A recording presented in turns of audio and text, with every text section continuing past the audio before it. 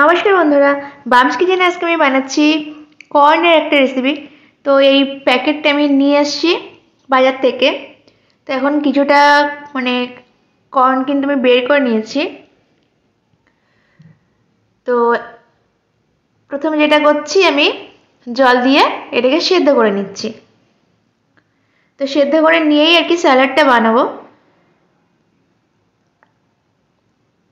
দেখুন এখন কিন্তু এটা ফুটে উঠেছে আর খুব ভালোভাবে সেদ্ধ হয়ে গেছে। আর এগুলোর এখন আমি জল ঝরিয়ে নিলাম আর কি। তো জল ঝরিয়ে একটা পাত্রে কিন্তু আমি তুলে নিলাম।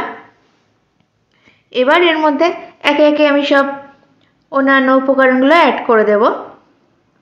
তো প্রথমে দিয়ে দিচ্ছি কিছুটা শসা কুচি। তো এখন দিয়ে দিচ্ছি একটু গাজর কুচি।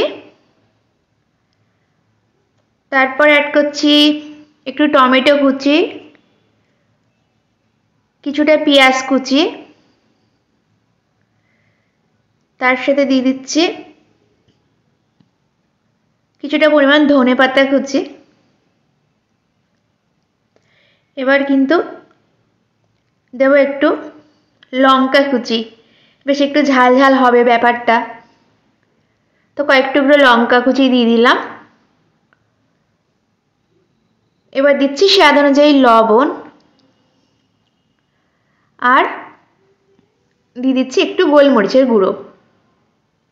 এটা কিন্তু খুবই কম পরিমাণে দিলাম গোলমরিচের গুঁড়োটা। এবার দিয়ে দিচ্ছি কিছুটা পরিমাণ গন্ধরাজ লেবুর রস। ব্যাস, আর কিন্তু কিছুই দেবো না। এবার ভালো করে মেখে নেব, নিলেই কিন্তু এটা রেডি হয়ে যাবে। মাঝে মাঝে কিন্তু এরকম আর কি কর্ন চাট খেতে খুবই ভালো লাগে। এটা স্যালাডই আর কি অ্যাকচুয়ালি। তো এইভাবে কিন্তু বানিয়ে আপনারা খেতেই পারেন। যারা ওয়েট লস করছে তাদের জন্য এটা একটা বেশ ভালো হেলদি রেসিপি।